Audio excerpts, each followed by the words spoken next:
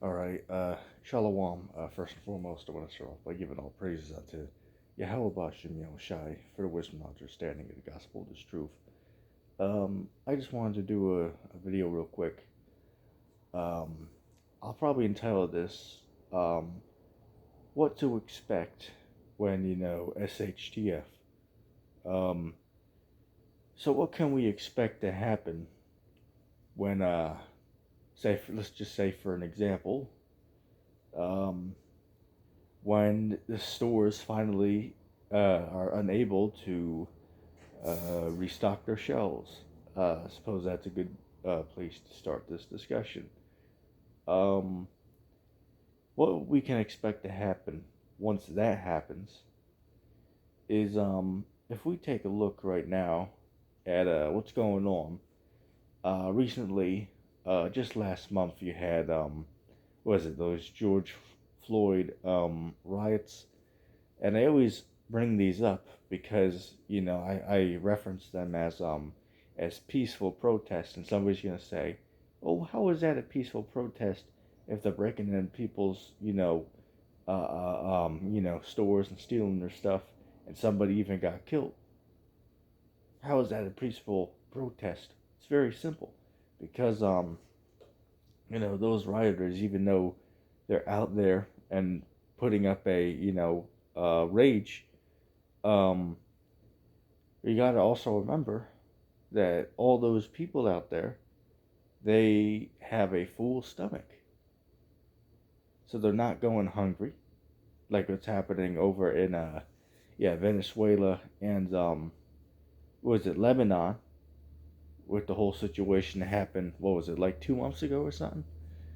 Um, but yeah, they're over at those places, man. That's pretty much full out SHTF, because if you watch the the footage in Lebanon when that explosion happened, as far as I know, there's still, I believe the government over there is still, in the shadows, so to speak, leaving the people to defend for themselves. So that is literally over there in the world right now. That is literally SHTF, and same thing over in what was it? I just mentioned it, Venezuela. Okay. Um, so if you go over there, you already experience what is gonna come to here. Okay. Um, so what are people doing over there, man? Okay. They had to steal food. Okay, the food that's available, they had to steal it and possibly kill the other person just so that they can take the food. I remember watching one video. Um, uh, I believe it was, Lebanon, but this was before the the explosion over there. It was like a year ago. I was watching a video of over there, and at one point in the video, they ended up showing the prisons over there, and some of the people in there, they were in there because they stole food. And then the guys said that it wasn't that they're trying to be a bad person. It's just they have to you know steal the food in order to pay for their family to eat, or in other words, they have to steal the food so that their family can eat. You know what I'm saying? Um, so they ended up getting locked up for that, for stealing, of course. It kind of reminds me of that one dude a couple years back who ended up getting what was it? I believe 75 years for 50-cent pack of donuts. And you can look that up yourself to see what I'm saying. You'll find it. Uh, anyway, um, think people are gonna get desperate out here, man.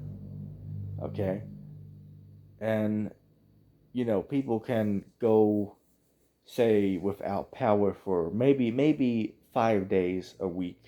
It might be relatively peaceful, but after that, man, after a couple of days without working electricity, right, without working power, then people start to panic, man. Okay, then nobody really will know what will happen in that situation. Okay, because you know, we as I said, we can only speculate on how bad things can really get. Okay, nobody has a crystal ball where they can, uh, see the future. Okay, nobody can see what's going to happen in the year 2021. 2023. All we can do is speculate. Now, off of our observation, one can clearly see that things ain't looking good. That's all I'm gonna say. Because things clearly are looking bad. Okay, so things, in these coming years are not gonna get any better, man. There's the whole coronavirus is still gonna be with us, and a whole nother thing as well. It's gonna cause tension. I gotta mention this is the whole vaccine, because I've done a video before about over 100 million people in the United States will not take the vaccine. Think about that. 100 million people said that they won't take it. So what's going to happen when they try to say everybody has to take it? Think about that. That's going to cause uproars and riots in the street, because people are not going to trust uh, that what's the word I'm looking for, that vaccine. Okay, people are not going to trust that, so they're not going to take it, and that's going to cause division. Okay, and another thing as well is the whole election coming up. With the whole election coming up, that's going to cause more division. So if you add all this on top of each other, it clearly doesn't equal anything good, right? The food shortages, the global pandemic, you got a bad economy right now. You got 60 million people out of work. About 40 million of those people are going to soon face homelessness, if not already. Okay, let's see. I don't know if I mentioned it yet, the food shortage. Okay, that's another one, right? The list goes on and on about all the negativity and negative things that we could add to the list, man. Okay, so there's only a certain amount of time that people are willing to suffer for before they start to, I guess one could say, retaliate against the government. Okay, there's going to come a point where, as we said, they're going to offer you a choice. They will help you, but you have to take the microchip, which is the mark of the beast in Revelation 13th chapter. Um, so that, a lot of people right now say they won't accept that. Just like with the vaccine, a lot of people say they won't accept it.